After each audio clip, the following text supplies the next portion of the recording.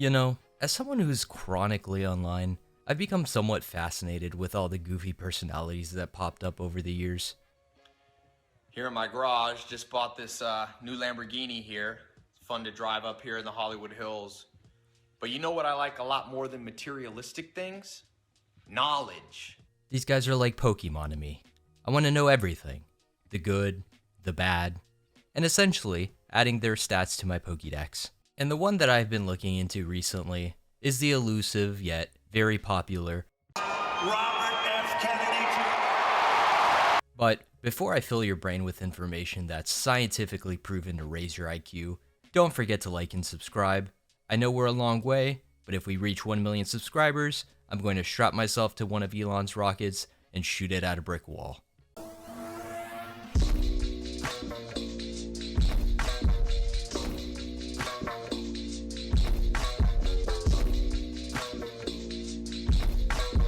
So during my research, one consistent thing that I noticed is how chaotic R.F.K. Jr.'s life has been. R.F.K. Jr. grew up in a pretty famous family. His uncle was the president, his other uncle was a senator, his dad was the attorney general. From the moment he was born, he had basically everything he needed to succeed in life. Although, eventually, his life would take a much darker turn. When he was just 9 years old, his uncle took 1 or 2 bullets to the dome. And 5 years later, when he was just 14 years old, his dad was also assassinated while he was running for president. Now, I don't know how much these events fucked him up, but I have anxiety. So if the politicians in my family started getting clipped, I'd probably choose a different career path and become an accountant, which I did. Eventually, RFK did go down the path of becoming a bit of a rebel, at least what you could consider a rebel in the 70s.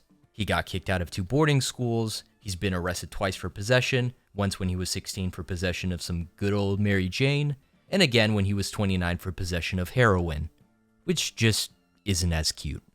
Don't shoot up, kids. During his time at Harvard, him and his brother were getting coked up and doing heroin regularly. Apparently, the kids referred to this drug collabo as dynamite. RFK was even allegedly a drug dealer that went by the nickname Pied Piper, which sounds cool as fuck, honestly, but only in the context of you being a comic book villain. In the real world, that shit's just fucking scary. Now, if you're not familiar with the story of the Pied Piper, basically what happens is the townsfolk have a rat infestation, and they hire the Pied Piper to get rid of the rats. He plays his little flute, and the rats follow him into the river to drown. Now, the Pied Piper completes the job, but the townsfolk refuse to repay him. So he does the same thing, except this time with all the children. And I guess, like the Pied Piper, he was blowing hard on that flute and getting people to drown themselves in some good old heroin. Also, this nickname is going to become relevant again later on, but for a different reason. Now, obviously I can understand how he can end up in such a bad place like that. I have sympathy for people who find themselves getting tangled up in heavy drug use as an escape from their problems. But I'm also a bit of a condescending cunt, and can't help but thinking how people in such privileged positions like RFK can throw their lives away and regularly make decisions that make their lives worse, and still not only doing okay in terms of having a roof over your head or food in your bellies, but also manage to consistently succeed in life despite any of that. I'll tell you something about heroin for me. I did very, very poorly in school until I started doing narcotics. Then I went to the top of my class. I had no idea what was happening, and I was at the bottom of my class. I started doing heroin. I went to the top of my class. Suddenly, I could sit still, and I could read, and I could concentrate. I could listen to what people were saying, and things made sense to me. This is an example of how the tolerance for failure for poor people is way lower than for people with more financial stability. Like, no student who worked hard to get straight A's and a full ride to Harvard is going to be shooting up heroin while studying for exams, okay? They're not going to have the time to be in their dorms setting off dynamite like Wile E. Coyote. Luckily, in RFK's case, he did eventually get his life together. He got clean, he went on to pursue a successful career as an EnviroBro attorney, and he seemed to be very genuine in his pursuit of caring for the environment. He wasn't just some dude holding a sign chanting "Save the environment." Instead, he pursued making a positive change through the legal system. I'm gonna sue you out of existence. Eventually, he joined Riverkeeper, a nonprofit environmental organization, as a senior attorney, where he participated in a 30-year battle to shut down Indian Point Power Plant. He also sued the city of New York for not protecting their water repository. He founded an environmental litigation clinic where students could practice law and try actual cases against actual polluters. He reopened parks and assisted indigenous tribes in protecting their homelands and prevent energy and extractive projects. He's even sued the Navy on behalf of the residents of a small Puerto Rican island where the Navy was conducting weapons tests and military exercises that basically polluted the waters, made them sick, killed off endangered species, and absolutely obliterated their economy. What about it? Their economy? I'm afraid that they were obliterated. Overall, I think this is the work of a saint. I have to give credit where credit is due. So when it comes to the actual controversies surrounding RFK, I feel like these things make you want to give him the benefit of the doubt that he isn't secretly just some villain with bad intentions or even a low IQ moron, but instead maybe more of a guy whose brain got scrambled a bit. I'm not really sure how, but I do have a pretty good guess. Apparently, at some point, RFK was suffering from some memory loss and mental fogginess, and after doing some testing, doctors found that the cause was a worm that somehow got into his brain and ate a portion of it, then died. Yeah, I'd imagine that having a portion of your brain missing would probably be enough to turn you into a bit of a wacky dude. Although, I guess you could say he's not the first Kennedy to have a hole in his head. And I'm not just referring to JFK. I'm referring to his sister, who their dad had lobotomized because of her mental disabilities.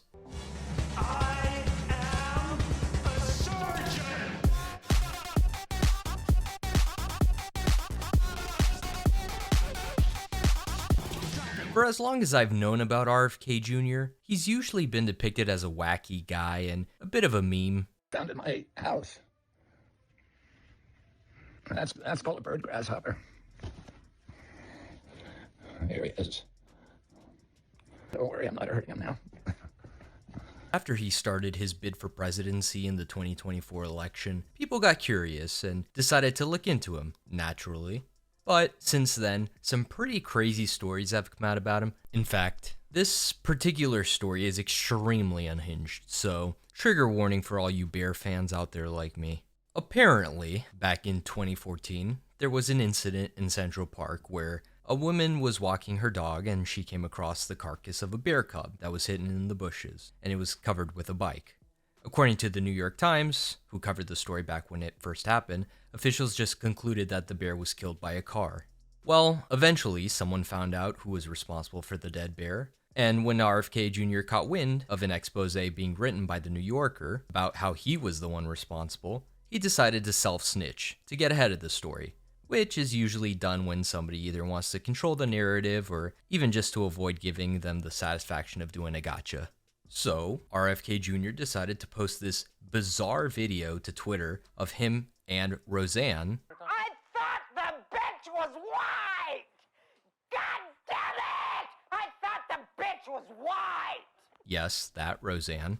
In this video, he basically tells Roseanne the story of how the bear actually ended up in Central Park. I was taking a group of people falconing up in Goshen, New York, up in the Hudson Valley, and I was supposed to meet them there at like maybe 8 or 9. I was driving up maybe really early, like 7, and that woman in a van in front of me hit a bear and killed it, a young bear.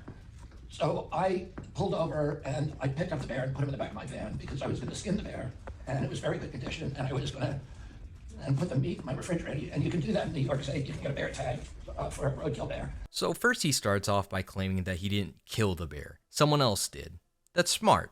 He's hitting us with the old tried and true, I'm asking for a friend tactic. Also, I know it sounds like he's planning on eating this bear, but he talks about it like he's trying to get a PSA graded. So then we went parking, and I had the bear in my car.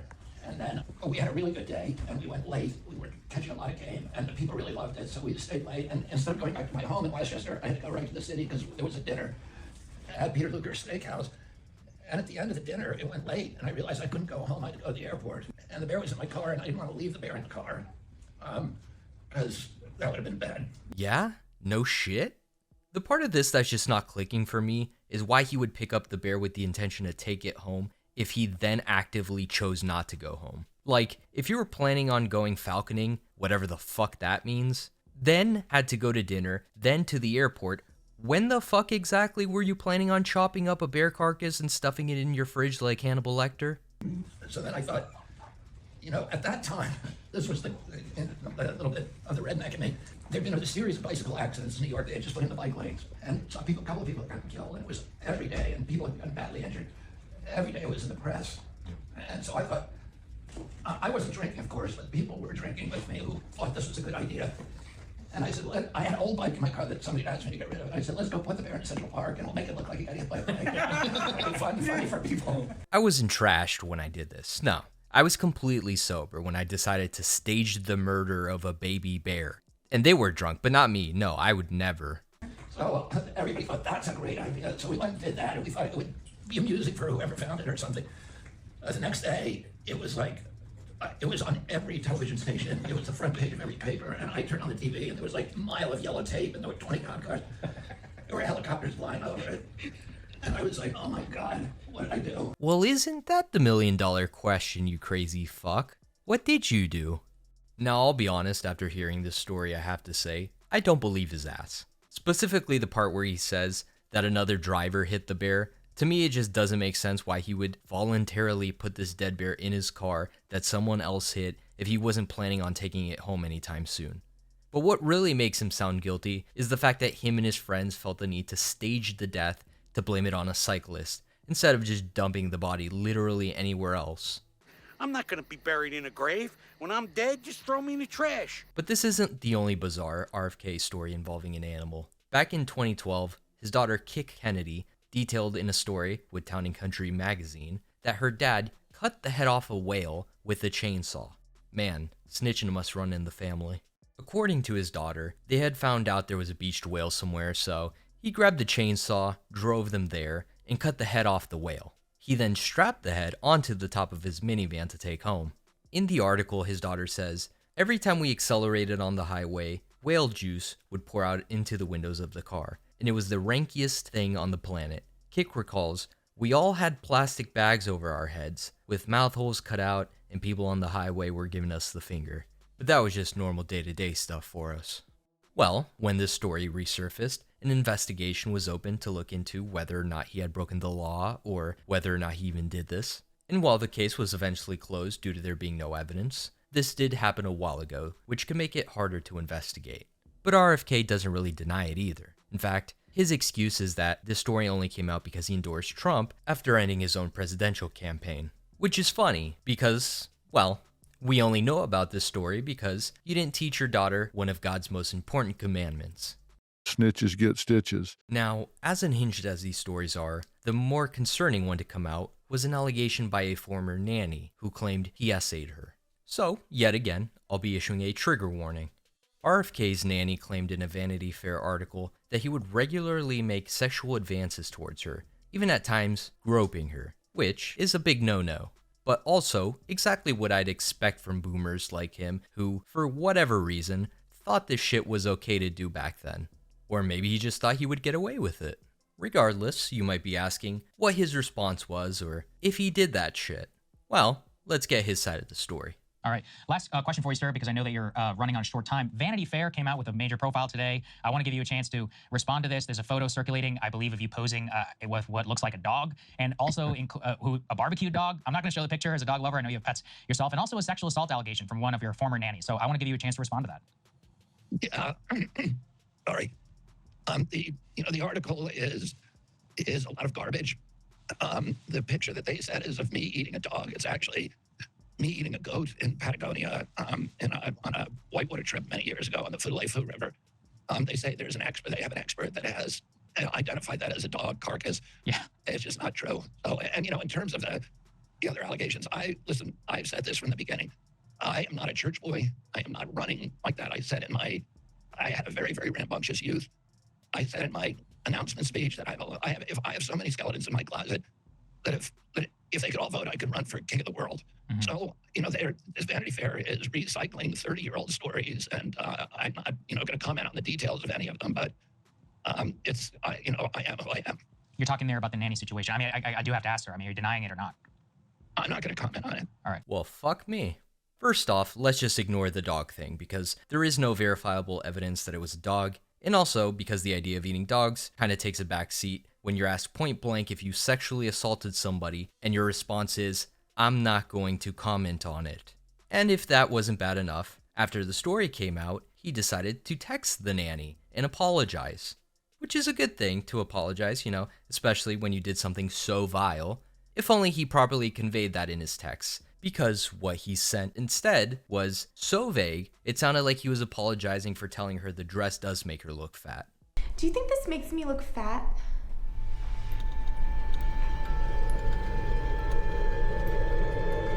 In this message he said, I read your description of an episode in which I touched you in an unwanted manner. I have no memory of this incident, but I apologize sincerely for anything I ever did that made you feel uncomfortable, or anything I did or said that offended you or hurt your feelings. I never intended you any harm. If I hurt you, it was inadvertent. I feel badly for doing so. Now, maybe my imagination is lacking, but I don't know how you could inadvertently sexually assault somebody. Like, maybe he slipped on a banana peel or a stray bar of soap and it caused him to feel her up. Maybe, when he asked her to rub lotion on his shirtless body, he was confusing her with his wife and mother of his children. I don't know. I want to give him the benefit of the doubt here, but also, no, I don't. So fuck it. He definitely did that shit. Some lotion, little bitch. I beat the skin off my dick. Some lotion, little bitch. I beat the skin off my dick. Before any of his controversies came to light, R.F.K. was mostly known for being a huge fan of conspiracy theories. Some of R.F.K.'s greatest hits includes how Wi-Fi damages the blood-brain barrier. The Wi-Fi radiation is a lot worse than people think it is, but, you know, I don't think... How so? Well, Wi-Fi radiation does all kinds of bad things, including causing cancer. Wi-Fi radiation causes cancer? Yeah, from your cell phone. I mean, there's cell phone tumors. You know, that. I mean, I'm representing hundreds of people who have cell phone tumors behind the ear. It's always on the ear that you favor with your cell phone. Oh, and, you know, we have the science. So if anybody lets us in front of a jury, it will be over. You know, so what is the number? Because a lot of people use There's a lot of people with it. They're glioblastomas. That's the kind of cancers that they get. But cancer's not the worst thing. They also, you know, it opens up, Wi-Fi radiation opens up your blood-brain barrier. And so all these toxins that are in your body can now go into your brain. How does Wi-Fi radiation open up your blood-brain barrier? Yeah, now you're going beyond my expertise. Motherfucker, you know damn well it ain't no fucking Wi-Fi that's responsible for the hole in your head. Another conspiracy is that antidepressants cause school shootings. Okay. And there's a study out there that shows that 23% of mass shooters were on, you know, SSRIs. Oh, you know, correlation doesn't prove causation. No. It's not proof, but it's something that we should be looking at. And by the way, you know, we're the only country in the world that uses this much, you know, antidepressant SSRIs. And we've always had guns. I mean, when I was a kid, there were schools that I went to where we had shooting clubs, and the kids brought their rifles to school and practice. So kids always had access to guns, and they weren't going into the shoes. There's no time in American history or human history that kids were going to schools and shooting their classmates. It happened, you know, it really started happening coterminous with the introduction of these drugs, with Prozac and the other drugs. But the most well-known conspiracy that he's known for pushing is the vaccines cause autism meme. What he and other anti-vax knuckleheads refer to is an article published by Andrew Wakefield over 20 years ago, where he intentionally made false claims linking the measles, mumps, and rubella vaccine to autism. Wakefield eventually made a retraction and was delicensed, which is good, because his claims led to fewer immunizations and naturally an outbreak of measles. On the side that shows that autism is caused by vaccines, there's over 100 studies. Is there a peer-reviewed research document that you can point me to that determines there's a direct causal connection between the vaccines, which you're so critical of, and autism? Many. But one thing he does is that anytime someone pushes him on what he says about vaccines, he just lies. Is there anything in particular that's in the media about you that you want to address? I don't know. I mean, I think the biggest sort of constant thing about, you know, me is that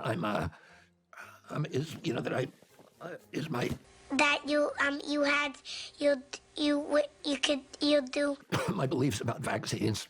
So you have gained notoriety for your skepticism about vaccines. And over the summer in an interview you said, quote, there's no vaccine that is, you know, safe and effective. Do you still believe that? I never said that. So stop me. We have the clip. Please play the clip. Play the whole clip. You've talked about that the media slanders you by calling you an anti-vaxxer. And you've said that you're not anti-vaccine, you're pro-safe vaccine.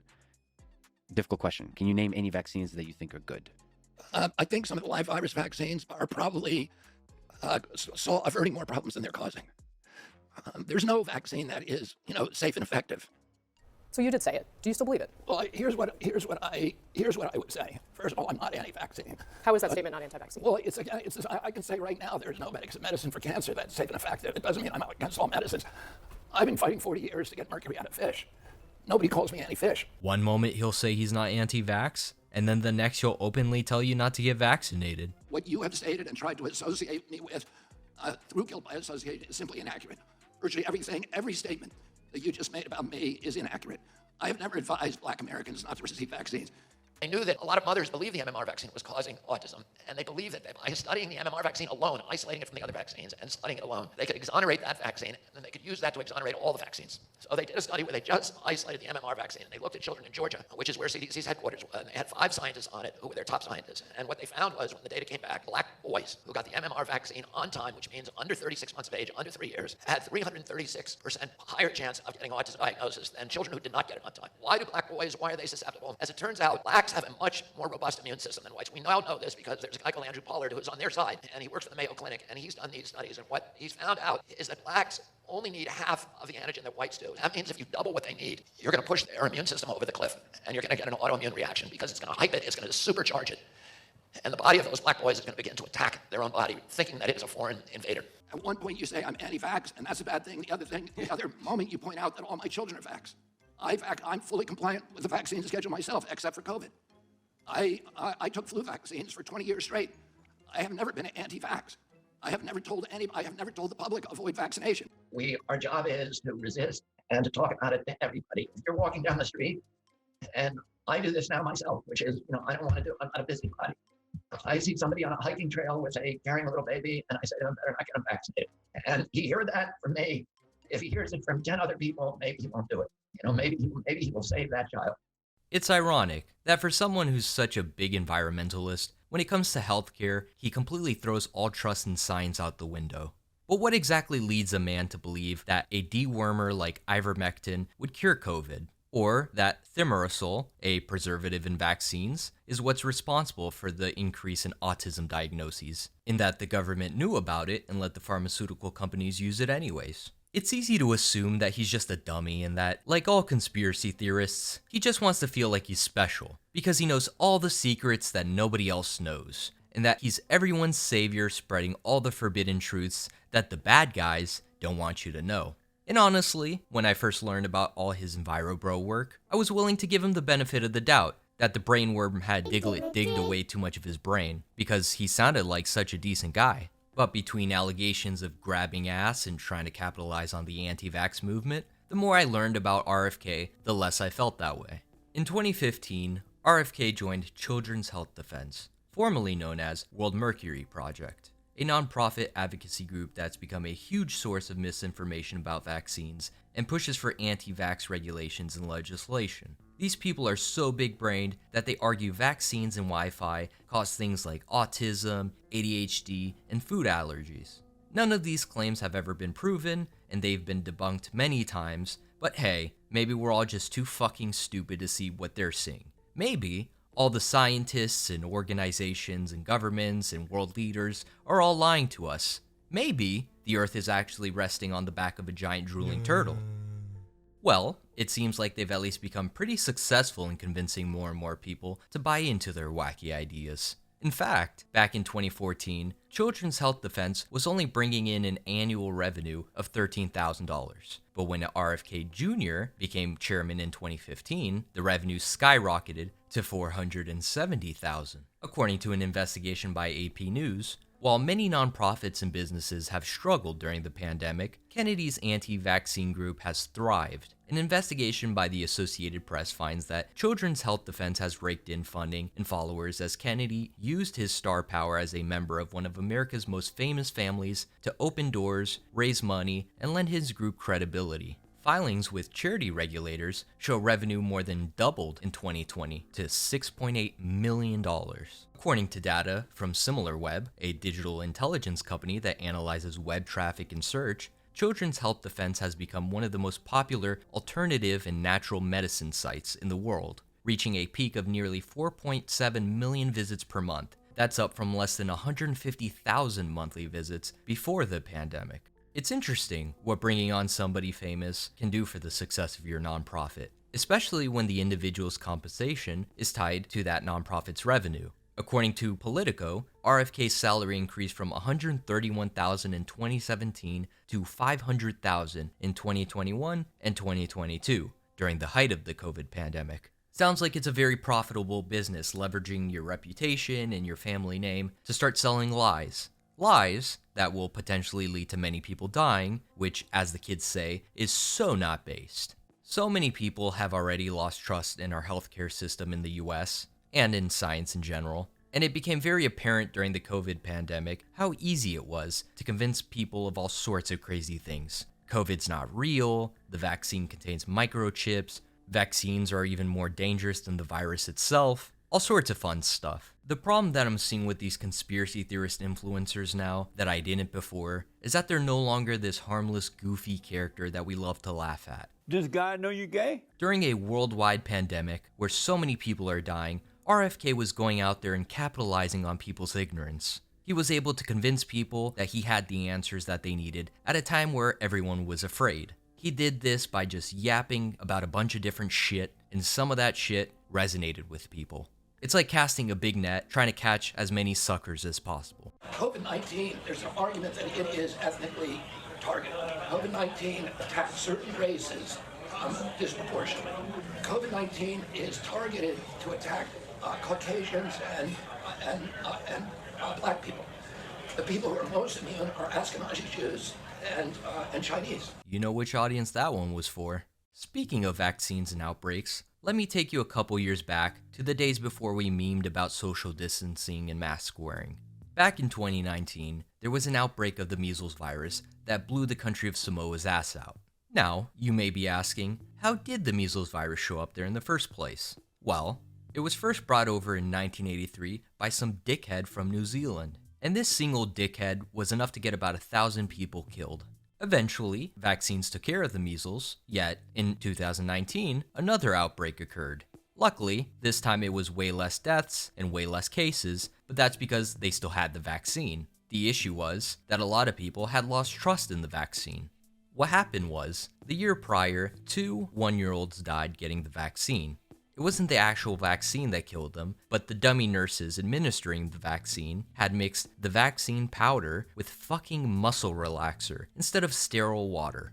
So obviously, they sent these 2 knuckleheads straight to prison, okay? They did not pass go, they did not collect 200, and, as if the situation couldn't get any worse, some of these slimy fucks, these snake oil salesmen like RFK and his anti-vax influencer buddies, used these deaths to incite fear and sow distrust towards the vaccine, and honestly, their whole healthcare system.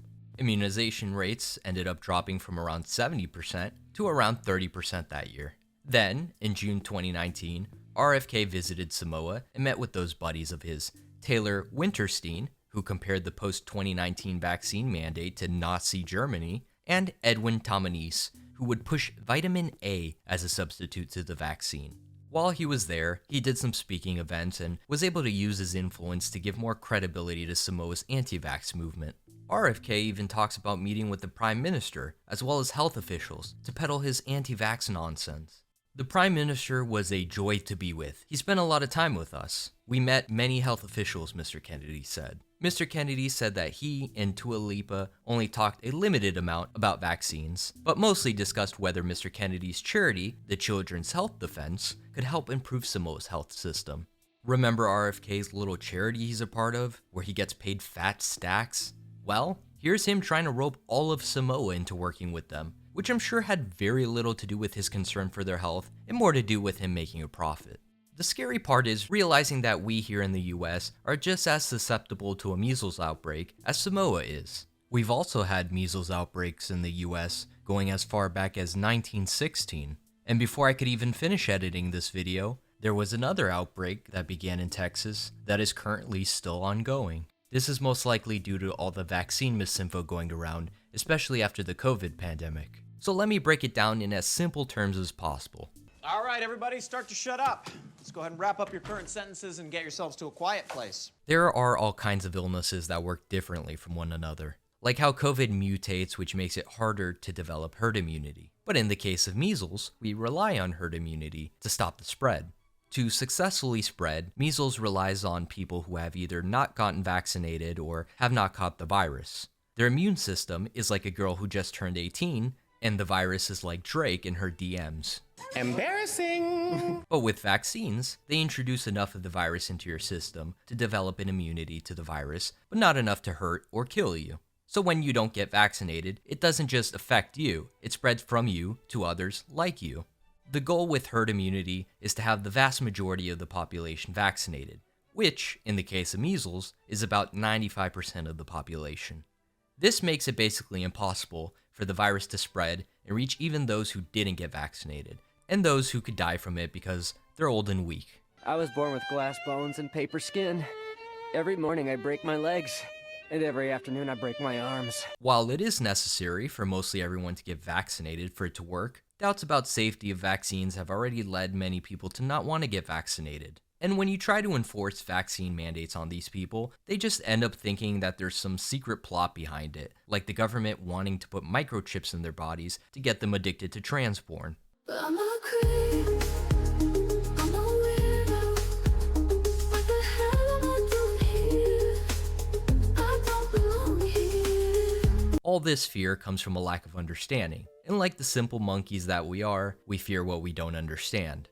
It's just a survival thing. I mean, it's a very low IQ way to behave, because we're not Neanderthals anymore. We have Google, where we can immediately learn all of this, like I did for this video. But it is just an innate survival thing to fear what you don't understand because it could kill you. And inherently, that's not bad. What's bad is trusting people who are trying to sell an idea like Antivax despite not being qualified to speak on it. Even majority of healthcare professionals and scientists disagree with R.F.K. Jr., and many have publicly called him out on how wrong he is. After he was recently nominated by Trump for head of Health and Human Services, 77 Nobel Prize winners came together to request that the US Senate not confirm his nomination. Listen, I get that everyone's got their haters, but imagine your ops being stacked with, objectively, the smartest people in the world, and they come together to call you a retard. Instead of just admitting that he's wrong, RFK will rely on convincing you that he's being silenced because the pharmaceutical industry has a financial incentive to make people sick, so they have to discredit him. But as we just covered, apparently, he also has a financial incentive to do the same. You're trying to say today is you're really pro-vaccine, you want to ask questions. You have started a group called the Children's Health Defense. You're the originator. Right now, as I understand it, on their website, they are selling what's called onesies. These are little things, clothing for babies. One of them is titled Unvaxxed, Unafraid. Next one, and they're sold for $26 a piece, by the way. Next one is No Vax, No Problem. Now, you're coming before this committee and you say you're pro-vaccine. Just want to ask some questions. And yet your organization is making money selling a child's product to parents for $26, which casts fundamental doubt on the usefulness of vaccines. Can you tell us now that you will, now that you are pro-vaccine, that you're going to have your organization take these products off the market? Senator, I have no power over that organization. I'm not part of it. I resigned from the board. That was just a few months ago. You founded that. You certainly have power. You can make that call. Are you supportive of this? I've had nothing to do with Are you leadership. supportive of these onesies? I'm supportive of vaccines. What I find frustrating about all these influencer gurus is how hard it is convincing some people that sometimes these guys are exactly what everybody says they are. Just look no further than the people closest to them. Bob Boyle, the man who originally brought in Kennedy to work for Riverkeeper, had this to say about him. Kennedy built up his reputation as an environmentalist based on my actions and my thoughts, Boyle said. He's a very deceitful, dishonest man. I've been asked several times to rejoin Riverkeeper. I never did and never have while he was there. I would not have anything to do with the organization while he was there. I didn't want to sully myself being associated with him. Boyle stated, it's very difficult to rewrite history when the man who made it is still alive. One of Kennedy's distortions, according to Boyle, was his claim that in the letter of our recent victory in our 3-decade battle to close Indian Point, an important milestone for Riverkeeper and a good time for me to leave the organization at the top of its game. But Boyle maintains, I started the battle about Indian Point back in 1964. I wrote an article about it in Sports Illustrated. I was invited to speak before a congressional committee, which I did. I intervened in the licensing procedures for Indian Point 2 and Indian Point 3 that goes back at least 50 years. So what Kennedy said is a lie. It's one falsehood after another. Another of Kennedy's resignation letter boasts, I feel confident that we have built a strong team at Riverkeeper which no longer requires my day-to-day leadership, was also attacked by Boyle. We were making breakthroughs at least 2 decades before Kennedy appeared on the scene. The record is all there, Boyle said. The idea that he co-founded Riverkeeper, which is somewhere in his letter, is nonsensical. He co-founded nothing. He founded nothing. When I read his letter, I wanted to throw up. He lived in a fantasy world, and it's a good thing for the environment that he's out of it because he's done a great deal of damage to the environment with his various postures. Among other claims by Kennedy in his letter was that when he joined the organization, its office was in the back of a pickup truck and that it had a zero budget. That's all complete bullshit, Boyle said. In announcing his resignation from Riverkeeper, Kennedy also asserted that much of his time was now being taken up by his latest endeavor, an organization called World Mercury Project, which we obviously now know as Children's Health Defense, battling what he claims is the reckless and dangerous use of mercury in vaccines.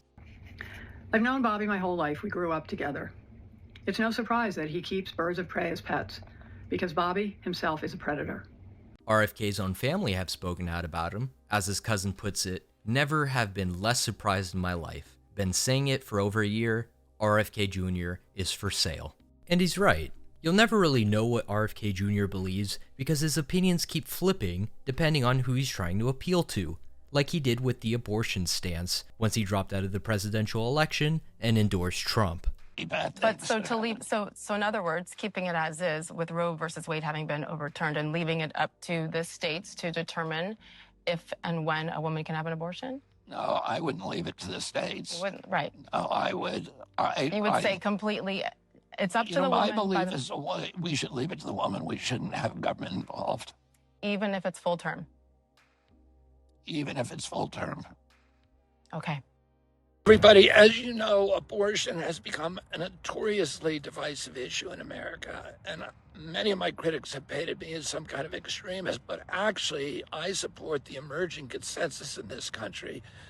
It's that abortion should be legal up until a certain number of weeks and restricted thereafter. I say this is a consensus because even in the reddest of red states, voters have consistently rejected total abortion bans. And on the other hand, almost no one supports the gruesome late-term abortions except to save the life of the mother. I agree with President Trump that every abortion is a tragedy. I agree with him that we cannot be a moral nation if we have 1.2 million abortions a year. I agree with him that the states should control abortion. President Trump has told me that he wants to end late-term abortions, and he wants to protect conscious exemptions, and that he wants to end federal funding for abortions here or abroad. That's Title 10.